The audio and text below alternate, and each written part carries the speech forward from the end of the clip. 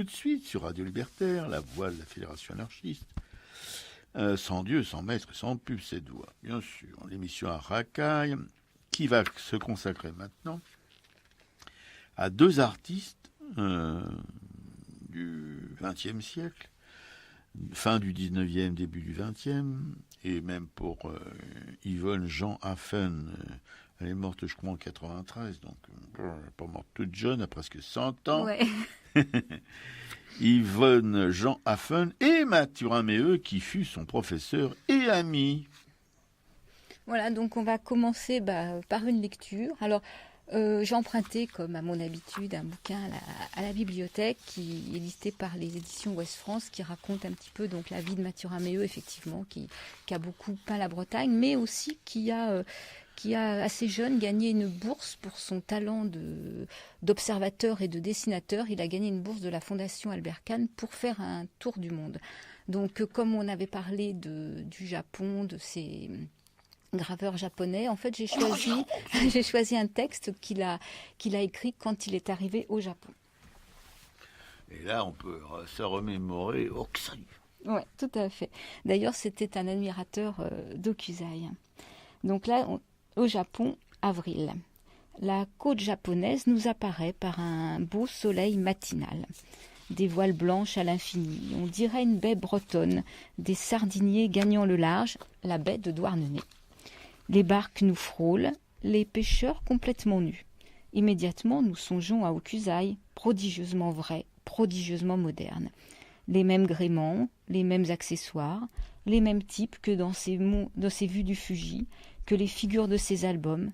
Mon enthousiasme pour cet artiste n'a fait que croître du reste à la vue de ses modèles et de son pays. Tout à l'heure, la vue de la baie me rappelait la Bretagne. Ce n'est pas la seule fois où j'ai ressenti cette impression. Les pierres levées de Shimonoseki ou de Nara, les îles avec les pins maritimes, les landes et les marinières, les hameaux de pêcheurs, les batteurs de blé, jusqu'à l'accueil un peu méfiant du paysan, semblable à celui de nos populations bretonnes. Méfiance qui se transforme vite en prévenance, quelquefois excessive. Tout cela fait qu'à part la langue, je n'étais nullement dérouté au Japon. Quelques bonnes heures de travail près des laboureurs dans les plaines du nord de Kyoto, sur les rivages de Shizuoka, de Sakai, près des bûcherons dans les forêts de Nara, ou sur les sommets boisés d'Inari, avec les pèlerins. Le paradis des artistes, décidément, ce Japon. Nara, les dernières fleurs de cerisier tombent, tout dans cette cité a été réuni, concentré pour la joie du peintre, de l'architecte ou du littérateur. Dès la gare, la vue de multiples petites boutiques formant la rue qui conduit au temple vous séduit. Étalage composé de jouets peints aux couleurs vives, serres et biches de toutes dimensions que les enfants japonais regardent avec envie et que les pèlerins emporteront par milliers après leur visite au temple. Quelle différence entre ces jouets et ceux que nous trouvons à nos pèlerinages, à nos pardons. Au petit port de Sakai, même recherche dans le jouet. Cette pieuvre si joliment décorative, le coq et la poule faits de quelques coquillages, le sampan si habilement traduit. Au rapide d'au-dessous, le train de bois si pittoresquement établi, les attelages de buffles de Kyoto, tout cela est accessible au prix de quelques cents. Mais relevons les yeux sur le grand décor. Les torii monumentaux, les troupeaux de biches en liberté, les pagodes, les temples, les fontaines, la foule des pèlerins, les gigantesques cryptomérias, la forêt, la montagne. Quelle bonne journée de travail en perspective. Je suis bigrement plus à mon aise pour exprimer mes impressions avec le pinceau qu'avec ma plume maladroite. Mais arrivons devant Miyajima, l'île sacrée, après une traversée très intéressante de la mer Indienne. Le grand torii baigne dans la mer Haute, et le temple shintoïste sur pilotis peint tout en rouge vif apparaît merveilleux sur le fond de verdure de la montagne. Des biches sacrées avec leurs fans s'approchent des barques. Quels séjours agréables, quelles inoubliables impressions. Les danses sur la plateforme du temple, les paysans creusant le chenal pour le passage des barques sacrées, l'arrivée des pèlerins par mer accostant au pied des galeries écarlates. C'était trop beau. Voici de graves nouvelles. Les journaux anglais et japonais paraissent avec de grandes manchettes. Ça y est, la guerre est éclatée avec l'Allemagne. Tout est fini. Lâchons tout, pinceaux et crayons. Miyajima n'a plus aucun intérêt, et sous les portiques des temples, bien d'autres visions surgissent. Regagnons Kobe au plus vite, le premier bateau pour la France. Fini l'artiste, place aux soldats. Les camarades sont déjà au feu. Au revoir peut-être, beau Japon. Oui, voilà. Oui, j'ai quelques réserves sur cet enthousiasme pour défendre la patrie. Oui. Oui, ça, on peut pas.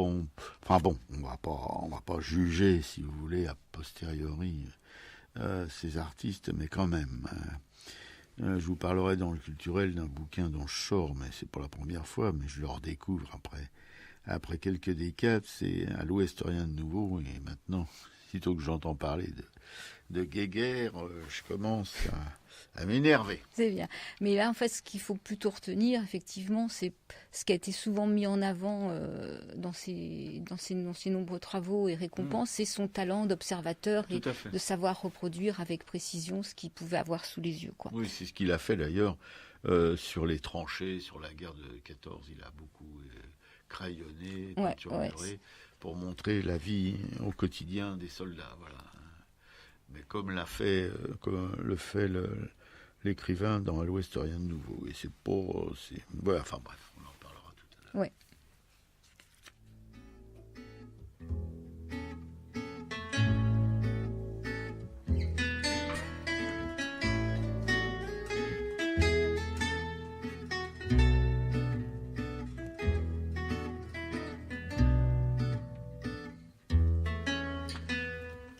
Tu n'en reviendras pas, toi qui courais les filles, jeune homme dont j'ai vu battre le cœur à nu, quand j'ai déchiré ta chemise, et toi non plus, tu n'en reviendras pas, vieux joueur de manille.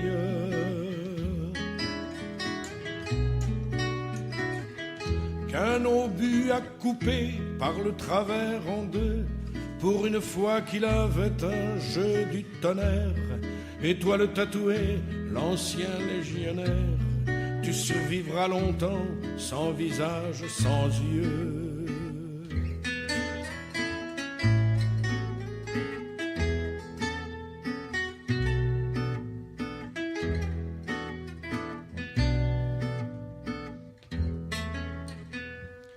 On par Dieu sait pour où, ça tient du mauvais rêve.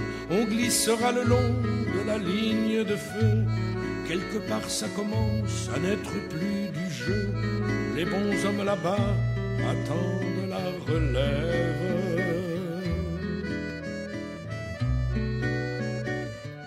Roule au loin, roule le train des dernières lueurs. Les soldats assoupis que ta danse secoue laissent pencher leur front et fléchissent le cou. Cela sent le tabac, la laine et la sueur.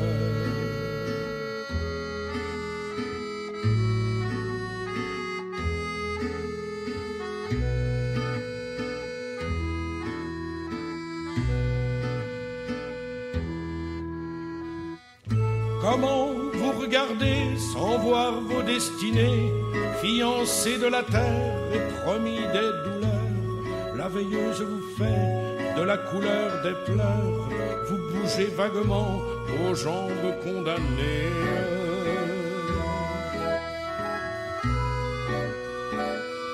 Déjà la pierre pense où votre nom s'inscrit, déjà vous n'êtes plus qu'un mot d'or sur nos places. Déjà le souvenir de vos amours s'efface. Déjà vous n'êtes plus que pour avoir péri.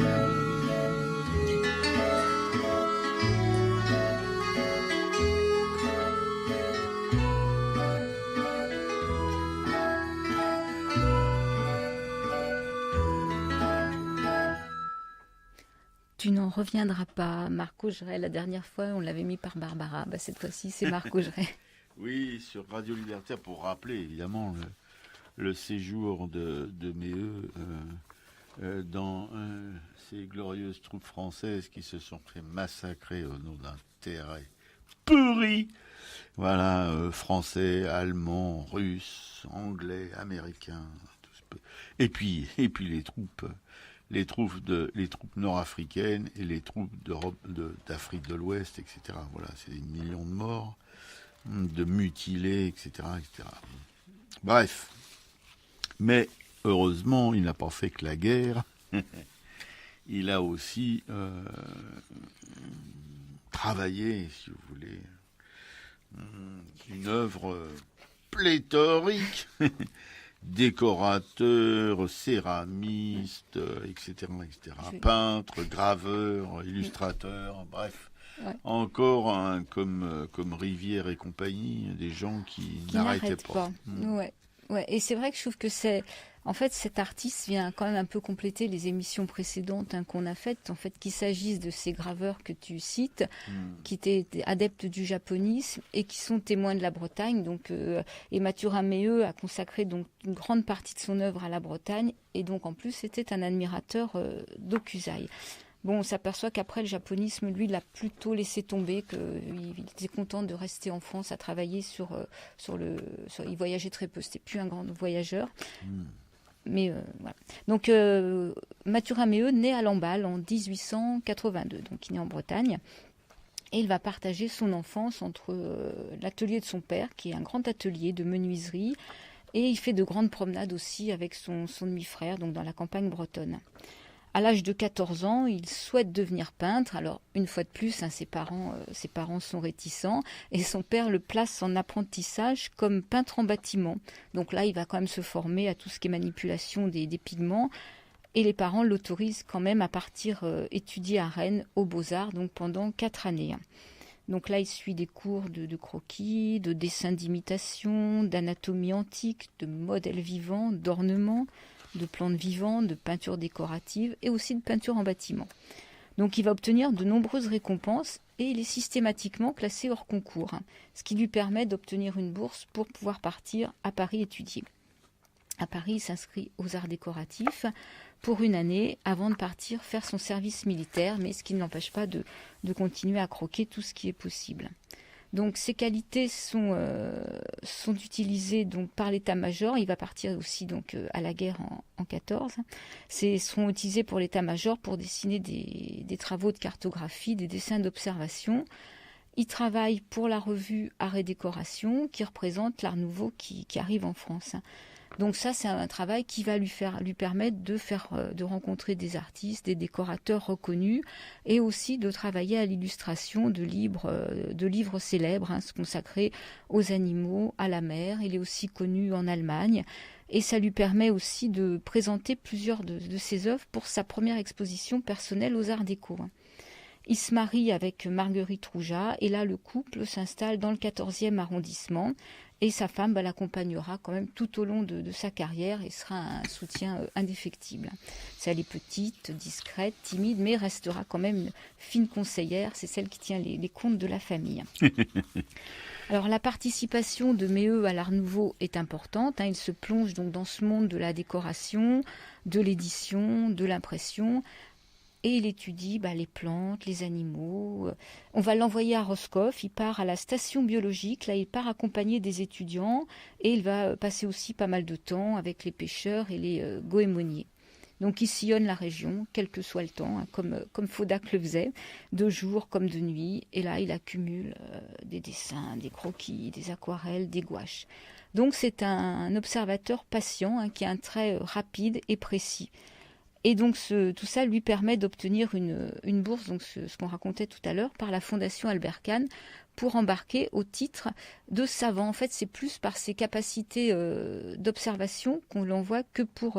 c'est plus sa capacité à repérer, à pouvoir croquer précisément, donc son côté presque savant, effectivement, qui lui permet de partir donc autour du monde en janvier 1914. Donc ce voyage est interrompu par la mobilisation du 1er août. Et là, au Japon, il pense avoir comme trouvé la confirmation de ses choix iconographiques, c'est-à-dire la représentation de l'essentiel avec un minimum de moyens. Donc il est sur le front. Et sur le front, c'est un peintre combattant. Il combat en Artois, en Argonne. Et là, c'est pareil, il dessine la vie quotidienne dans les tranchées, dans la boue, la neige. Il dessine ses camarades. Il a toujours le crayon ou le pinceau à la main et il va rapporter énormément de documents de cette période. Il envoie aussi beaucoup de dessins et lettres à sa femme qui sont donc ce témoignage de tout ce qui se passe sur le front. Et il va avoir la chance de pouvoir rentrer. Il sera démobilisé en février 19. Donc il a quand même passé un paquet d'années. À son retour de la guerre, la famille s'installe dans le pays bigoudin pour se ressourcer. Et là, pendant 2 années, il prépare sa 2e exposition personnelle au Musée des Arts Déco de Paris. Et c'est dans la 2e partie de l'exposition qui est consacrée à sa terre natale que Méheut s'impose donc comme peintre de la Bretagne. Il présente une dizaine de panneaux décoratifs sur la vie en Bretagne et là, il s'affirme comme un décorateur et ce qui va lui permettre d'obtenir de nombreuses commandes, que ce soit des commandes publiques ou privées. Et pendant l'entre-deux-guerres, il est au sommet de sa carrière. Donc, comme tu le disais, Robert, il travaille aussi bien comme décorateur, comme illustrateur, comme céramiste.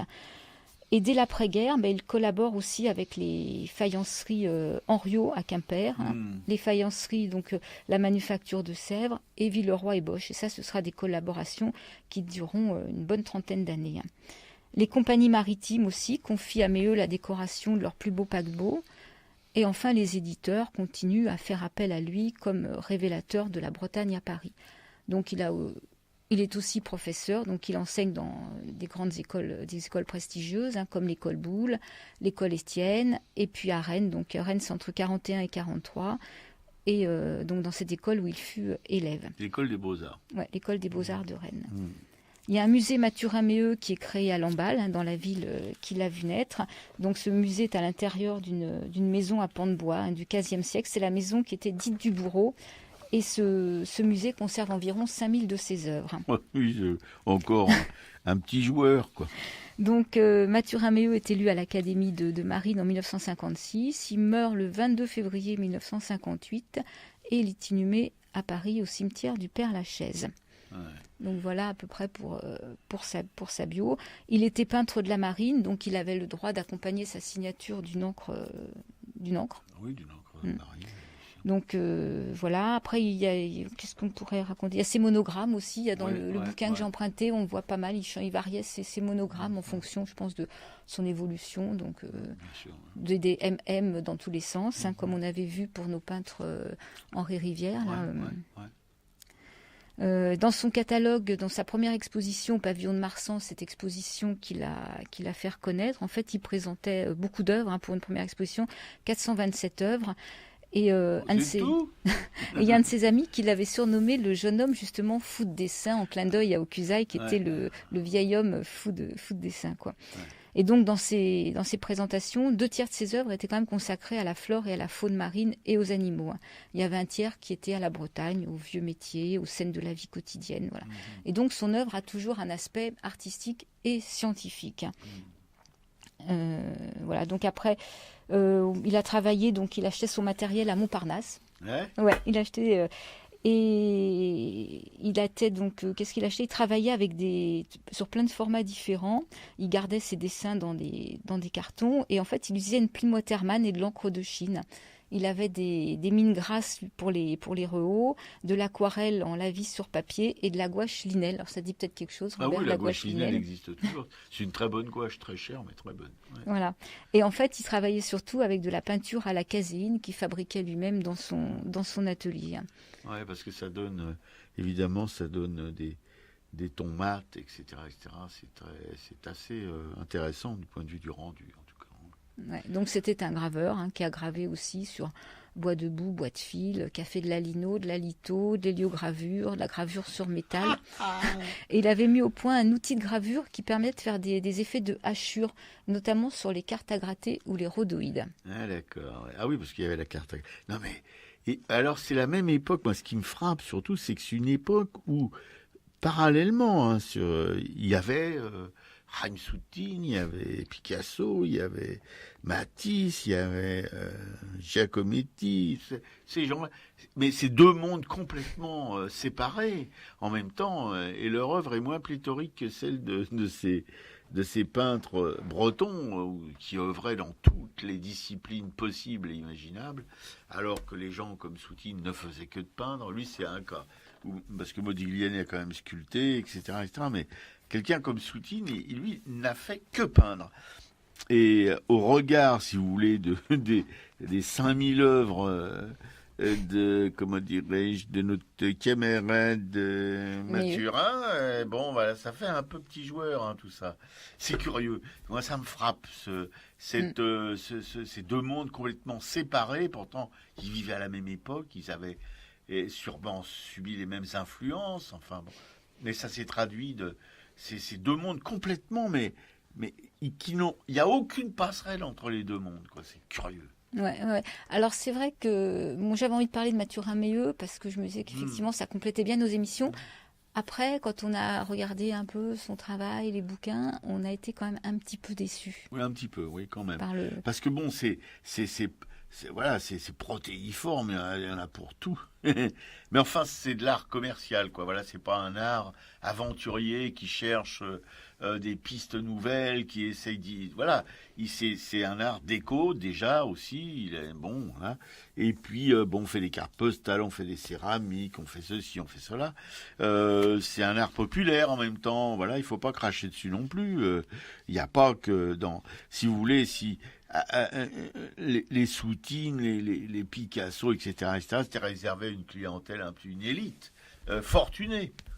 Pas le travail de Mathurin, quoi. Voilà, c'est parce que c'est à la portée de presque tout le monde, puisqu'il faisait des objets presque du quotidien, comme ces petites céramiques, etc., etc. Vous voyez, comme il y avait sur presque tous les buffets de nos grands-mères, il y avait au moins une chose comme ça, voilà. Moi, chez ma grand-mère paternelle, sur une espèce de meuble, un meuble dans la salle où on se réunissait, il y avait une petite, on appelait ça comment? C'est des porcelaines, enfin. C'était un pêcheur sur un rocher avec son grand ciré jaune et tout ça. Et moi, j'étais petit, j'étais fasciné. Mais ça, c'est de l'art populaire, voilà. Et on ne doit pas, je crois, pas cracher dessus. En même temps, c'est une mémoire visuelle. Il y a une iconographie fabuleuse sur la marine, sur les bateaux, sur les choses, etc. C'est un grand témoignage, effectivement, de la vie de cette Bretagne. Mais c'est vrai que d'avoir travaillé sur Henri Rivière avant, peut-être, ou Fodac, on a préféré leur trait, tout simplement. Quoi. Oui, bien sûr. C'était plus, comment dirais-je, il y avait plus de force, quoi, paf, on en prenait un peu plus dans la gueule, quoi. Là, à part ces gravures, là, j'ai une gravure, une lino aux avirons de Mathurin Méheux, ça date de 1920 à Saint-Guénolé, où on voit des matafs, là, des pêcheurs qui sont dans une espèce de baleinière, là, en train de ramer, mais il faut voir les rames, et l'effort. Là, il y a de la puissance, là, il y a quelque chose de puissant, alors que, si vous voulez, à côté de ça... Mais il y a quand même, dans ces croquis, ces peintures, je suis très réservé, mais dans ces croquis, ces choses vite faites, ces mémoires comme ça, sur les carnets de Crobart, c'est quand même assez bien foutu, c'est enlevé, voilà, c'est généreux, c'est libre, et ça a une certaine qualité quand même de trait qu'il n'y a pas évidemment dans beaucoup de choses différentes que les croquis. Dans les œuvres abouties, c'est moins évident, pour moi en tout cas. Mais c'est vrai que ce qui revient quand même tout au long de son travail, et ce qui est noté, c'est son talent d'observateur. Ouais, voilà, bien sûr. C'est pour ça qu'effectivement, là, quand il est parti à la guerre, il allait sur le front, il notait, il repérait, il faisait de la cartographie. Enfin, visiblement, il avait cette capacité à reproduire rapidement ce qu'il pouvait voir, quoi. Sauf que les quelques images du front que j'ai vues de ce camarade, c'est gentil, quoi. On voit des gens jouer aux cartes, on voit des gens, voilà, mais on voit pas ce que c'est vraiment que le front, quoi. Parce que le front, c'est pas ça. Ça, c'est les périodes de calme du front. C'est quand même assez rare. Voilà, la guerre de 14, c'était le massacre en continu. Ouais, le répit, c'était des choses presque, voilà, qui arrivaient comme ça. Évidemment, ils ne pouvaient pas laisser les hommes au front 24 heures sur 24 pendant 365 jours de l'année. Il fallait aller au repos, etc. Mais quand ils allaient au repos, il y avait des compagnies de 200 hommes, il en revenait 30, 40 quoi, sur 200. Vous voyez, et ça, on le montre pas, c'est difficile à montrer. Il y a des gens qui ont montré les conséquences de ça, c'est Otto Dix et puis Georges Gauss, et puis ce livre, À l'Ouest, rien de nouveau en littérature, mais les croquis de Mathurin Méheux sur la guerre de 14 sont des croquis, où on montre pas vraiment ce que c'est que la guerre, quoi. Voilà, on montre des soldats, il y a des uniformes, etc. mais on voit pas les charniers, on voit pas les corps coupés en deux, comme dans la chanson de Augeret, là, quand on joue à la belote ou à la manie. Bref, quand on a un beau jeu, on se fait couper en deux par un obus. Et ça, la guerre de 14, c'était tous les jours, continuellement. C'était des millions d'obus qui se sont tombés sur la gueule de tous, que ce soit les Allemands, les Français, etc. etc. Voilà, bon. Ouais. Mais de toute façon, Méheus n'est pas un peintre engagé. Non, bien sûr. Non, chez ces artistes bretons, à part peut-être les naturalistes, il y avait une forme d'engagement, de montrer évidemment les sautrières, etc., etc. C'est une forme d'engagement là, de peinture sociale qui montre que ces artistes étaient quand même attachés à représenter la misère effroyable, les contraintes de travail terribles qui étaient le quotidien de tous ces gens des côtes.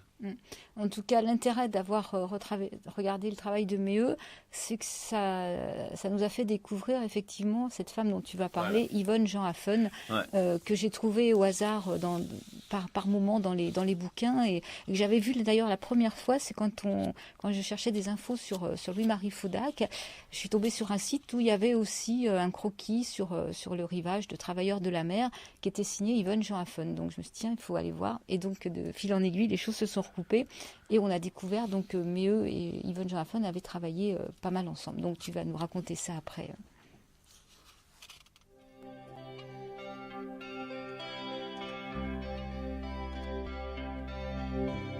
Quand l'océan fourbu s'en vient lécher la grève, se dérobe et recule et déchire sans trêve. Les algues ruisselantes, pâturage des criques, arrachées au jardin de la mer Atlantique. Il est des hommes de ma terre, aux berges du pays breton, qui sont moissonneurs de la mer et récoltent le goémon. Et lorsque la tempête a remué les eaux, les hommes vont chercher cette brousse des mers. Et l'on entend souvent le pas de leurs chevaux, rythmant sur les galets de vieux refrains de guerre. Les guerres de mon pays sont des luttes sans trêve, qui opposent nature à l'homme et à ses rêves. Les seuls gémissements que l'on y puisse entendre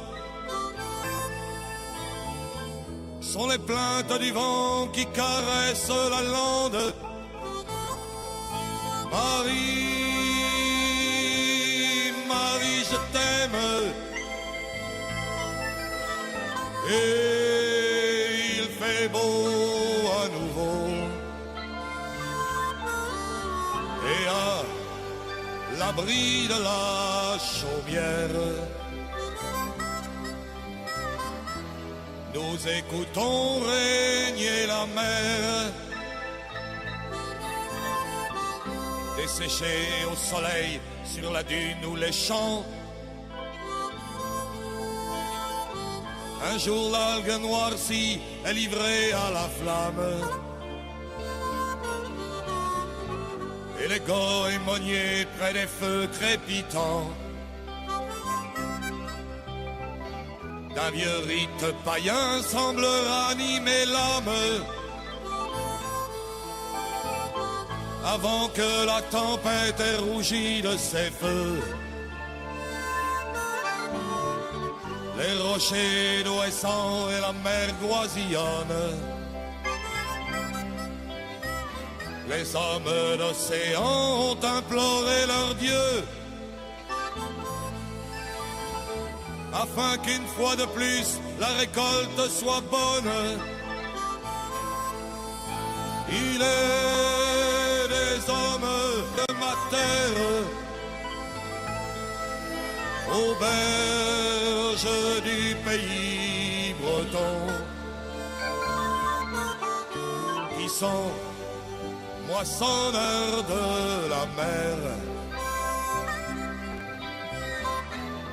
et récoltent le goémon.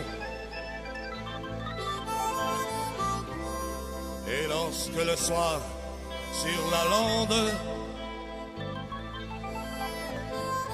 tu ramènes les bêtes au clos, là-bas, sur les selles de Guérande, monte le dernier chant d'oiseaux. Marie, Marie, je t'aime. Et il fait beau à nouveau. Et à l'abri de la chaumière, nous écoutons régner la mer.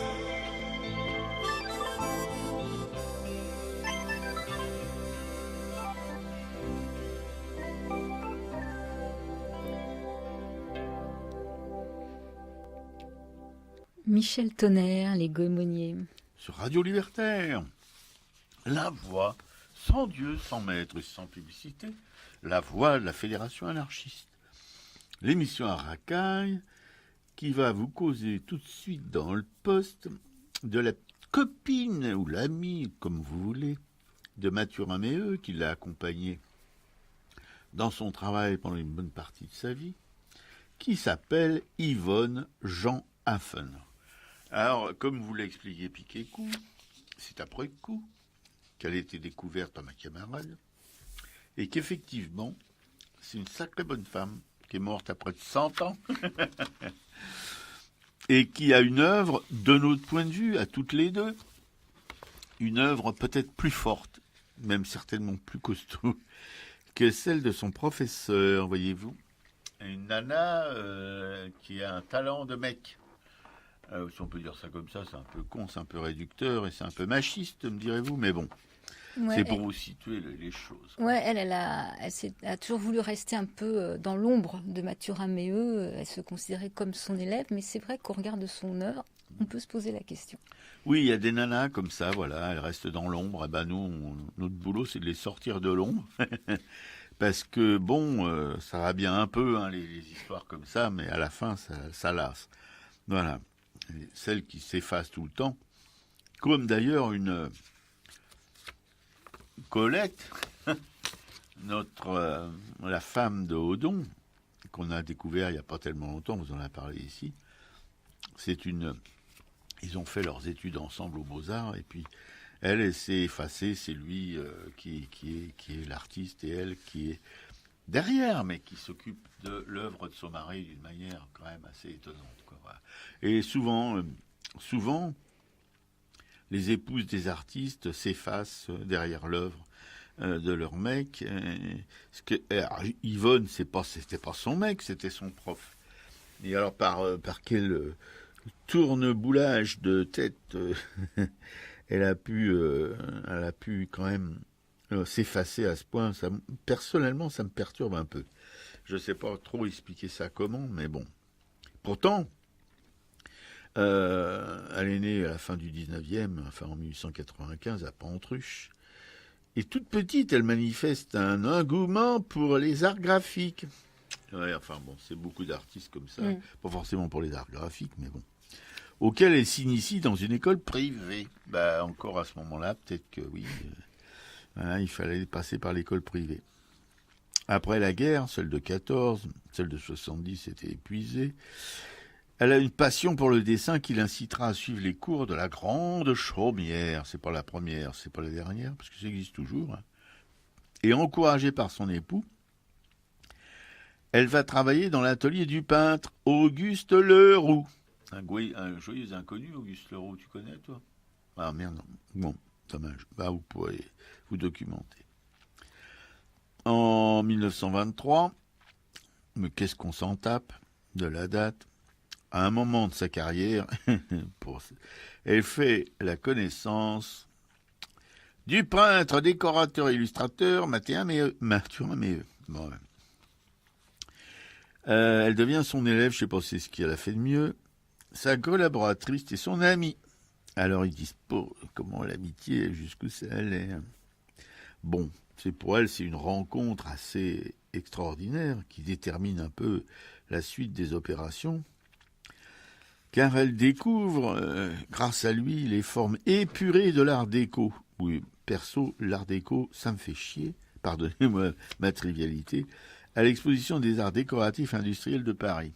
Je déteste les arts déco, je ne sais pas pourquoi, et l'art déco en général. Bon, bah, écoutez, c'est des lubies comme ça de... Bref, j'aime... Ouais, bon. Alors, je passe, et alors elle s'adonne, évidemment, avec passion. On connaît peu de nanas artistes qui ne soient pas des passionnés, ou pas artistes d'ailleurs, j'en connais une. Voilà, elle s'adonne au dessin, à la peinture, à la gravure sur bois, et linoléum, à l'illustration, à la céramique. Bref, hein, encore une exploitation éhontée de toutes les techniques plastoc. Voilà. Et puis, bon, le père Méheut lui fait découvrir aussi la Bretagne. Et alors, elle ira souvent en Bretagne, elle va même acheter une maison, la Grande Vigne. Voilà, dans les années 30, sur le port de Dinan. Oui, bon, c'est quand même, faut le faire. C'est bien elle qui a acheté la Grande Vigne. Oui, hein. C'est à Dinan, la Grande Vigne. Si la Bretagne est assurément l'un de ses sujets de prédilection, elle travaille aussi également beaucoup à Paris, en province, et même à l'étranger. Elle participe avec Mathurin, j'aime bien Mathurin, à la réalisation d'une fresque pour l'auditorium de l'immeuble Heinz et compagnie à Pittsburgh. Heinz, vous savez, les tomates, les sauces tomates. Ouais. Ça, j'aime moins à Pittsburgh, au USA. C'est en Pennsylvanie. Voilà. Elle est sollicitée aussi par les messageries maritimes pour peindre les décors de paquebots. Alors tout ça, ça me gave un peu. Mais bon, il faut bien gagner sa croûte, et puis c'était une manière honorable de le faire quand même. Mais enfin, c'est encore un truc pour les riches, quoi, parce que sur les paquebots, les 3e ou les 6e classes, celles qui couchaient dans l'entrepont, elles n'avaient pas droit au décor. Elles n'avaient pas droit de regarder ces décors. Hein. Elle participe aussi à des salons parisiens, des expositions, elle va dans les galeries, voilà. Elle illustre aussi pas mal d'ouvrages. Elle s'attache surtout à partir des années 70. Oh ben, ouais, 1970, à perpétuer le souvenir de Mathurin Méheut. Et elle s'occupe pas d'elle. Voilà, c'est ça, l'abnégation féminine que je déteste. Bon, c'est pas comme ça qu'elle peut œuvrer pour la libération de la femme. Et puis, elle achète donc, je vous ai dit, c'est la Grande Vigne à Dinan, une maison qui accueillera les artistes, et Mathurin Méheut y résidera pendant la guerre. Je pense la guerre de la deuxième. La deuxième. C'est bien, on situe les choses par rapport aux guerres. Hein. C'est aussi une infirmité de ce côté-là. En 1987, c'est assez récent, elle fit donation à la ville de Dinan d'un patrimoine d'une richesse exceptionnelle. Alors accrochez-vous au rideau, hein. Voilà. Elle meurt aussi à Dinan, quasi centenaire, en 1993. Et le musée possède un fonds d'atelier, écoutez-moi bien, qui présente un fonds d'atelier de plus de 4000 œuvres. Ouais, et vous suivez là? J'entends des espèces de roupillements, de renflements. 4000 œuvres comprenant dessins, tableaux, céramiques, affiches, gravures, photographies et ouvrages illustrés, sans oublier la bibliothèque et les 1400 lettres ornées de dessins de Mathurin Méheut. Voilà, 1400 lettres, il lui a écrit 1400 lettres. Ouais, non mais... Oui, alors, on n'écrit pas 1400 lettres à une copine. Enfin, où les mœurs sont beaucoup changées, mais on peut écrire 1400 lettres à une amoureuse éventuellement, mais pas une copine, je crois pas. Ouais, Bon. leur relation, effectivement, sur leur relation plus intime, il y a des suspicions, mais voilà, ils étaient mariés tous les deux, donc on en reste là. Oh, ça gêne les... Non, mais effectivement, c'est pas quelque chose qui est mis en avant, que ce soit sur Non. tout ce qu'on lit sur Mathurin Méheut, on sent qu'il y a quelque chose là qu'on n'évoque pas, quoi. Ouais. Bon, qu'est-ce qu'on peut ajouter à tout ça? Parler de son boulot, parce qu'on a regardé ses gravures hier, on les a trouvées assez extraordinaires, quoi. Oui, j'ai découvert une nouvelle technique. La glycérine... La taille d'épargne à la glycérine. La taille d'épargne à la glycérine. Alors, j'ai essayé de trouver ce que ça pouvait bien être. J'ai pas vraiment eu de résultat. Alors, s'il y a des camarades auditeurs qui peuvent me donner des renseignements sur la taille d'épargne à la glycérine, je serais bien content. Hein. Parce que comme son mentor, on peut dire, ou comme son amant, pour ceux qui ont la lame coquine, eh ben, elle expérimente des tas de techniques, etc. Ils avaient quand même cette capacité à s'émerveiller, à découvrir, à fureter partout, à essayer, etc. Des techniques pour leurs œuvres, quoi, pour travailler. Et on a vu une série de gravures de cette nana à tomber sur le prose, hein, franchement magnifique. Et là, on doit le dire malheureusement pour le père Mathurin, hein, qu'à côté, bon pépère, il fait un petit peu, comment dirais-je, un petit peu pauvre, hein, parce que là, c'est la pam, pam, ça tape au cul. Hein. C'est de la belle gravure, c'est puissant. Enfin. Aussi, ces dessins, parfois, ou ces peintures, parfois, elle se rapproche un peu de l'école, je trouve, de Pont-Aven. Il y a des choses de Bernard dans ses peintures. Il y a des cernés, il y a des choses un petit peu... C'est très, très simplifié, mais ça apporte quelque chose. Parce que des fois, la simplification, ça fait pauvre. Mais là, non, c'est quand même une personnalité très, très étonnante par la force de son travail. Voilà, elle est quand même... on ne peut pas penser que c'est une... vous voyez, parce qu'attaché à l'artiste féminine, il y a toujours, malgré tout, malgré quand même plus d'un siècle d'aventures artistiques féminines, avec des nanas quand même, on vous en a parlé dans cette émission, des sacrées nanas, comme récemment on vous a parlé de Breton, pour l'émission qu'on avait rediffusée là. Ah oui, Virginie de Montbreton. Virginie de Montbreton, qui est une nana qui quand même avait une puissance expressive assez extraordinaire. Voilà, c'est le cas d'Yvonne Jean Affen, mais qui a eu cette espèce d'abnégation. Je trouve quand même, ça me perturbe un peu, quoi, de vouloir s'effacer devant quelqu'un qui est moins fort que vous. C'est quand même parce qu'elle devait quand même se rendre compte, à moins qu'elle ait été aveuglée par les 1400 lettres qu'il lui a envoyées, mais enfin bon. Mathurin Méheut, il fait pas le poids, quoi, tout simplement. Ouais. Et c'est vrai qu'elle est aussi témoin de toute cette vie des travailleurs de la mer en Bretagne, des nombreux pardons. On peut pas, en Bretagne à cette époque-là, on peut pas éviter de raconter comment se passaient les pardons. D'ailleurs, on avait vu un triptyque assez fantastique en peinture, là pour le coup magnifique. Et là, les gravures qu'on regardait, on voit des bateaux, des barques sur les grèves, des pêcheurs, enfin... La vie quotidienne. La vie quotidienne, mais c'est vrai qu'on voit les voiles des bateaux, un superbe noir, enfin... non, c'est vraiment un boulot extraordinaire, quoi. Oui, parce que ces artistes-là, que d'aucuns peuvent regarder d'une manière un peu dédaigneuse, disons le mot, eh bien, ils sont quand même... Leur mérite, je crois, leur mérite principal... c'est de nous avoir laissé un témoignage irremplaçable sur la vie quotidienne des gens de la côte, des gens qui étaient une vie quand même extrêmement dure depuis le temps qu'on explore cette veine picturale. Des artistes, on peut dire, de la côte, des frères de la côte du pinceau, hein. Eh bien, on a vraiment une idée assez précise de ce qui se passait il y a un peu plus d'un siècle, ou un peu moins d'un siècle, sur les côtes de Bretagne. Et c'était pas quand même très, très, très exaltant. Hein. Si c'est exaltant en peinture, c'est exaltant en écriture. Si on lit les écrivains qui ont grabouillé sur les pêcheurs, mais bon, en fait, leur vie était quelque chose de... je répète, on a vu à Étaples des petites maisons de pêcheurs minuscules. Il y avait 2 pièces, une pièce au rez-de-chaussée, minuscule, avec une cheminée, une pièce à l'étage, et un grenier où couchaient les garçons. Les filles, elles couchaient à l'étage. Voilà, et les garçons et le père couchaient au grenier avec les filets, avec tout le matériel de pêche. Mais quand on voit ça...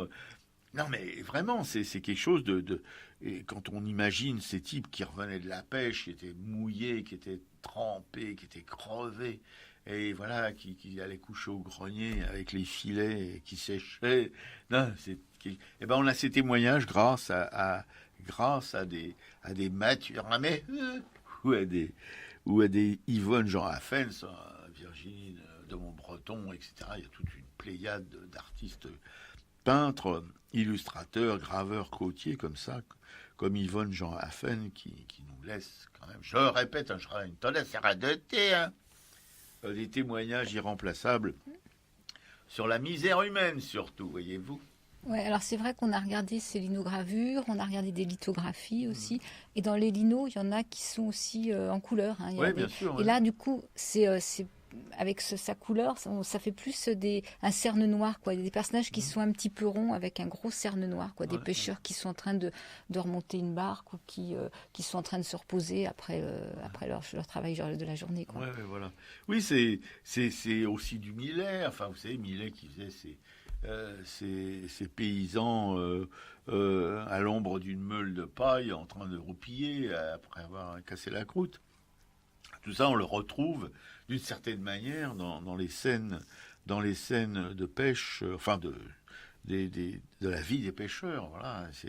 Non, je pense que bon, d'un côté, on a, je répète, hein, il y a deux choses très séparées, deux manières de peindre ou de dessiner, etc.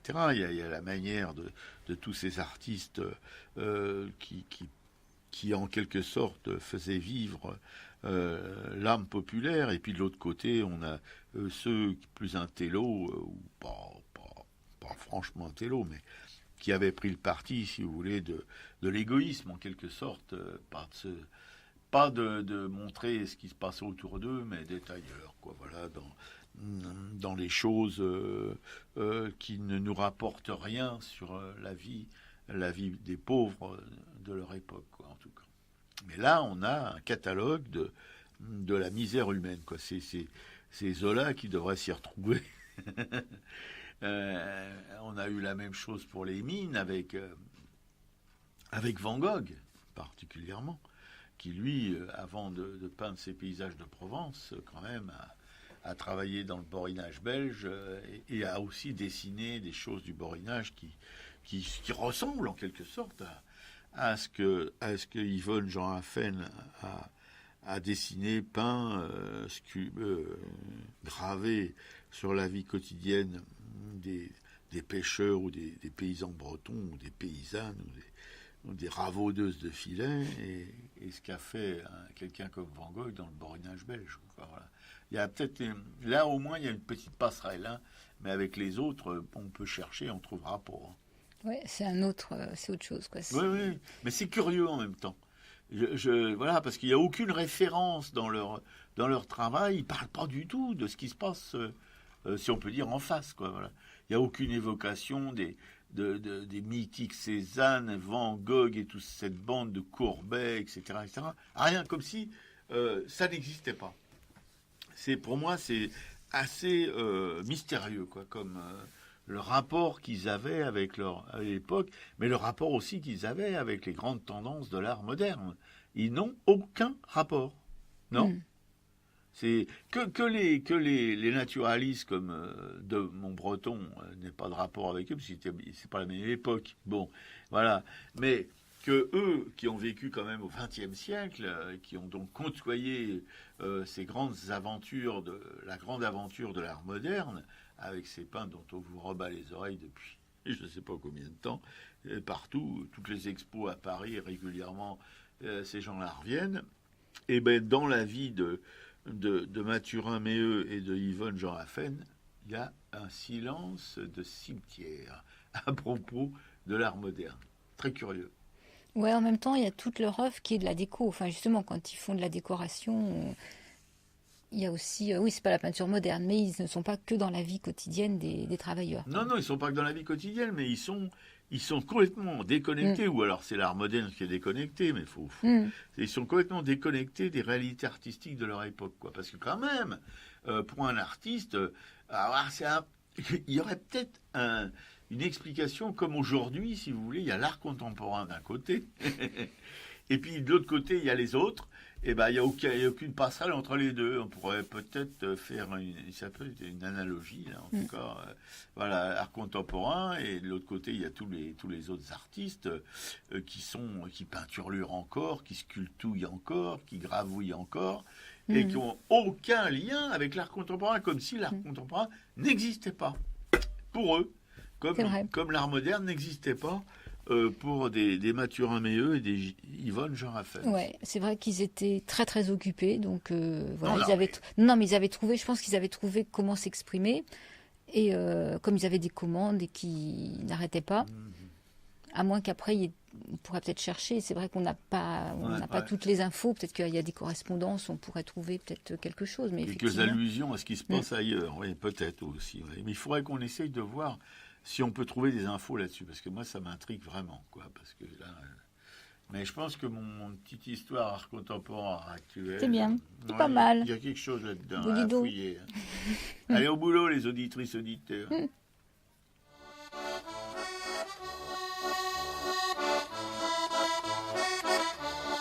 De Santander à Copenhague, jamais bateau trouant la vague n'a fait une escale en passant à l'île d'Ouessant.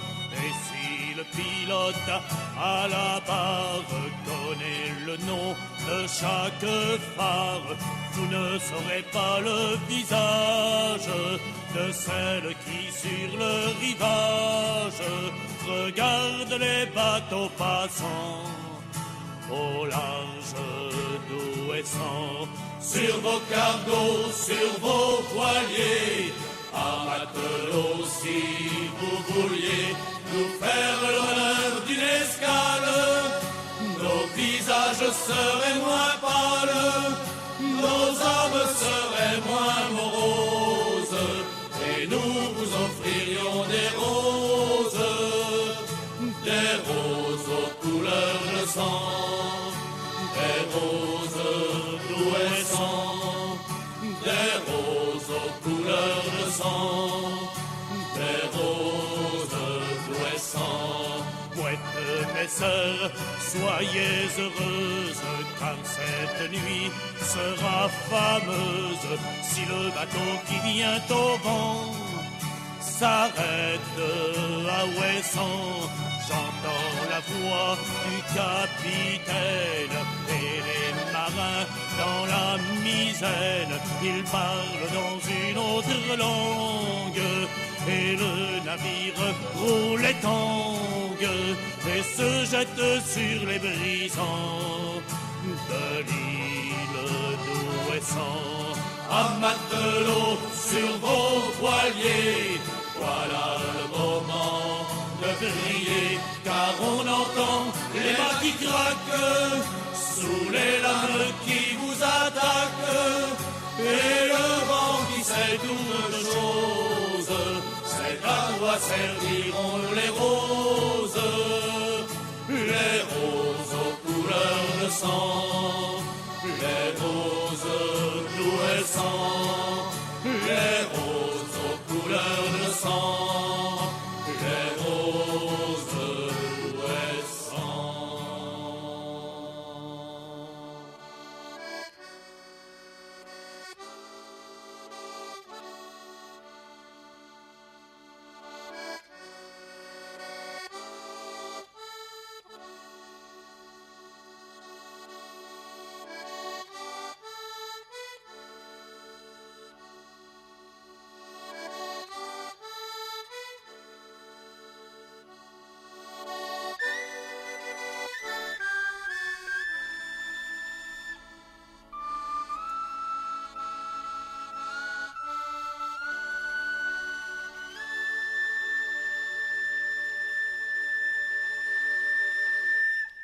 C'était les Roses de Ouessant, interprétées par Long John Silver. Et vous êtes toujours, enfin, si vous m'entendez, c'est que vous l'êtes, sur Radio Libertaire, la voix sans Dieu, sans maître et sans pub, la voix de la Fédération anarchiste, l'émission Racaille, qui se termine pour sa partie artistique avec Yvonne Jean Affen, et qui va passer tout de suite à la suite. Ah, elle est bonne, hein, celle-là. Les expositions, alors on va évidemment commencer par ce qu'on vient de vous expliquer. Voilà, alors il y a une première exposition, donc c'est ce musée Mathurin-Méheut à Lanval, et jusqu'au 30 décembre 2017, il y a une exposition qui s'appelle Impressions gravées, donc ça plus la collection permanente. Concernant Yvonne Jean Affen, il faut aller donc au musée de la Grande Vigne à Dinan, et là il y aura effectivement il y a une partie de son œuvre qui est exposée, qui tourne régulièrement. Et une auditrice au téléphone me disait qu'au musée de Pont-Aven, il y a en ce moment une exposition sur la Bretagne aussi vue par les peintres et qui a pas mal d'œuvres de Mathurin-Méheut. Ah ouais, d'accord. Merci Voilà, donc, madame. Ouais, c'est bien, donc ça s'appelle, mais j'ai du mal à voir les horaires exacts. Enfin, c'est au musée de Pont-Aven, D'accord. il y avait Bretagne 1, la modernité en Bretagne 1 et 2, donc il faut aller voir sur leur site et puis pour voir cette exposition. Et je pense que maintenant que les touristes repartent, ça doit être plus tranquille. Mais enfin, elle me disait que de toute façon, c'était quand même pas nos grands musées parisiens. Non, bon, on a avec, l'expérience des musées de province hein, quand même. Alors l'autre fois, on s'est promené à Bourron-Marlotte.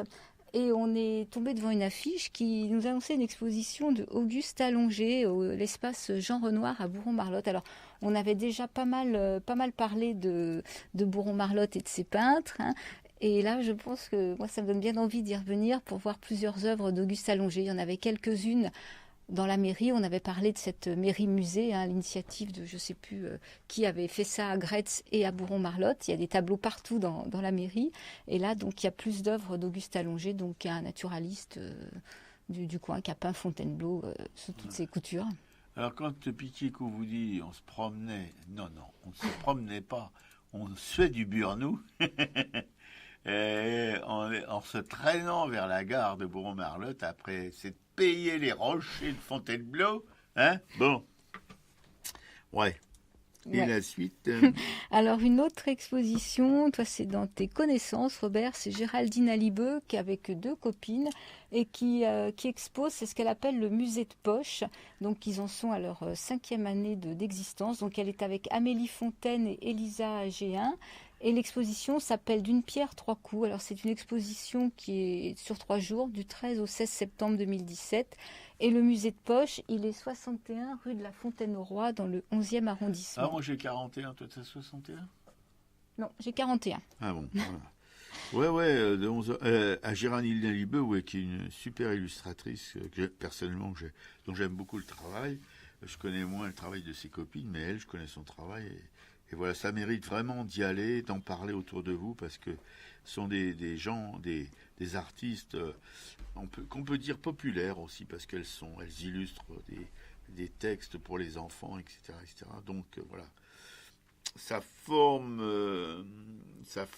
l'esprit ou le goût pour l'art de nos chères têtes brunes. Et on a découvert l'autre fois une exposition Georges d'Aurignac à Bordeaux, donc on a eu envie d'y aller, c'est ce qu'on va faire vendredi, on vous en parlera donc mardi prochain. Et Georges d'Aurignac est un peintre qui a une peinture qui est pratiquement de la peinture sculptée, je crois que c'est ce que disait Rodin, parce qu'il y a beaucoup de reliefs, il y a presque une impression de céramique, il y a beaucoup de peinture dans les bruns, les noirs. Et il est connu aussi pour avoir fait un portrait de Soutine parce qu'il a vécu à la Ruche. Voilà, alors quand même, rien que pour ça, hein, ça nous fait bouger. Puis alors on ira chez la maman à Bordeaux manger une pizza, hein, c'est super sympa. Voilà, donc il faut qu'on prenne un train à 7h du matin vendredi. Hein. Oui. Si on veut avoir des prix intéressants, il faut jongler sur les horaires. Voilà. Et là, on arrive à trouver quand même pas cher. Quoi. Enfin, disons, Piquet-Cou arrive à trouver, parce que moi je suis largué. Hein. Voilà, j'ai fait à peu près le tour on a enlevé un peu toutes les expositions dont on parlait systématiquement. Si on avait parlé aussi de Robert Combas, on n'a pas parlé beaucoup, qui a investi le château de Chamarande, donc dans l'Essonne. Et là, il y a de ses œuvres un petit peu partout. Ça a l'air assez festif. Hein. Ouais, voilà. Et puis, le culturel de la semaine, alors ça, je vais vous baver sur le roman d'Éric Maria Remarque, À l'Ouest, rien de nouveau, que j'avais lu dans mon adolescence, voilà, boutonneuse. Et là, je l'ai relu, je l'ai racheté parce que je ne le retrouve plus dans la bibliothèque, mais il doit y être quelque part caché derrière une rangée de bouquins. Et je dois dire que ça m'a complètement anéanti. Cette relation sur la guerre de 14, vue du côté allemand, c'est terrifiant, mais terrifiant. Je vais vous citer rien qu'une petite, une anecdote, mais d'une horreur sans nom. On est dans un hôpital militaire.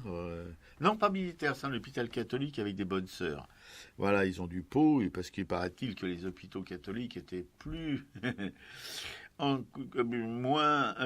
étaient plus vivables que les autres. Bref. Et là, il y a 2 piou-piou qui arrivent du front pour des bobos. Il y en a d'autres qui arrivent du front, mais c'est pas pour des bobos. Ils arrivent là pour mourir, mais ces 2-là étaient en bonne santé encore. Et alors, ils ont les pieds plats. On va me dire, bon, qu'est-ce que c'est que cette histoire de pieds plats? Oui, parce que à l'armée, normalement, en tout cas en France, les pieds plats, les gens étaient réformés, mais pas chez les Allemands. Et alors, dans cet hôpital, il y a un major, c'est un chirurgien-major, qui s'équivaut au grade de colonel, vous voyez ce que je veux dire, qui est complètement fondu, un des précurseurs des charcutiers des camps de la mort, et qui aime bien opérer les pieds plats en disant croire au piou-piou qu'une fois qu'ils seront opérés, ils pourront avoir les pieds comme tout le monde. Sauf que il y a un malade, un blessé grave qui est là depuis quand même pas mal de temps dans cet hôpital, et qui sait un peu ce qui se passe, et qui prévient les piou-piou que si jamais ils acceptent de se faire opérer des pieds, pour eux c'est foutu, ils auront des pieds beaux, ils marcheront avec des béquilles toute leur vie. Et il leur dit, vous êtes en droit de refuser, il ne peut pas le faire si vous dites non. Ce serait contraire aux usages militaires, vous avez le droit, votre corps vous appartient, vous... Seulement ces 2 piou-piou pas très intelligents, des gamins, quoi, un peu... Bref. Et ce colonel, ce major chirurgien charcuteur, les terrorise avec son grade et tout ça, et ils acceptent de se faire charcuter les pieds. Et ils finiront leur vie avec des béquilles, et voilà, comme vraiment des handicapés moteurs, comme on dit. Non, c'est une anecdote, mais ça situe, si vous voulez, comment dirais-je, la vulnérabilité des militaires qui sont sous la suggestion de gradés, la plupart du temps tarés, qui leur font... Non seulement ils sont massacrés au front, parce que dans ce bouquin, vous assistez à des scènes de massacre inouïes, ils sont massacrés au front quotidiennement, mais en plus, quand ils sont à l'hôpital, à l'arrière pour récupérer, pour être soignés, on trouve encore le moyen de faire des expériences sur eux. Et ça, c'est assez classique dans les guerres. Beaucoup de chirurgiens en profitent pour faire avancer les connaissances, surtout les leurs, et pouvoir laisser libre cours à leur sadisme. Voilà. Et ça, pour moi, c'est le point de non-retour, parce que ça se passe à la fin du bouquin. Quelque chose qui m'a complètement glacé. Mais pour tous ceux qui ne sont pas encore convaincus que la guerre, c'est quelque chose de pourri, et que le pacifisme, c'est quelque chose de grandiose, qu'ils lisent ce bouquin, À l'Ouest, rien de nouveau, de Éric Maria Remarque, qui est un best-seller mondial qui, depuis qu'il est paru dans les années 20, n'a jamais cessé d'être réédité. Donc ça correspond quand même à un besoin des gens de savoir ce qui se passe vraiment, et là, ils savent. Hein. On se demande comment ils ont pu faire après la guerre de 39-45.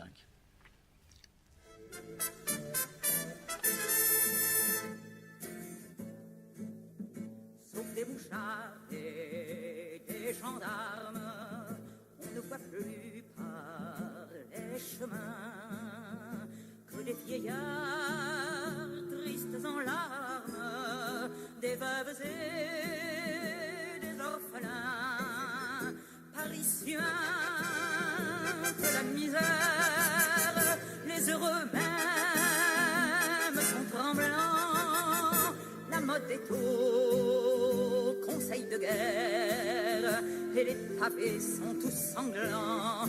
Oui, mais ça branle dans le manche, les mauvais jours finiront. Égard à la revanche, quand tous les pauvres s'y mettront, quand tous les pauvres s'y mettront. On traque, on enchaîne, on fusille tout ce qu'on ramasse au hasard. La mère à côté de sa fille, l'enfant dans les bras du vieillard. Les châtiments du drapeau rouge sont remplacés par la terreur de tous les chenapans de Bourges, valets le roi et l'empereur. Oui, mais ça branle dans le manche, les mauvais jours finiront. Égard à la revanche, quand tous les pauvres s'y mettront, quand tous les pauvres s'y mettront. Demain, les gens de la police refleuriront sur le trottoir, fiers de leurs états de service et le pistolet en sautoir. Sans pain, sans travail et sans armes, nous allons être gouvernés par des mouchards et des gendarmes, des sabres peuples et des curés. Oui, mais ça branle dans le manche, les mauvais jours finiront. Égard à la revanche, quand tous les pauvres s'y mettront, quand tous les pauvres s'y mettront. Le peuple au collier de misère sera-t-il donc toujours rivé? Jusqu'à quand les gens de guerre tiendront-ils le haut du pavé? Jusqu'à quand la sainte clique nous croira-t-elle un vil bétail? À quand enfin la République de la justice et du travail? Oui, mais ça branle dans le manche, les mauvais jours finiront. Égard à la revanche, quand tous les pauvres s'y mettront, quand tous les pauvres s'y mettront.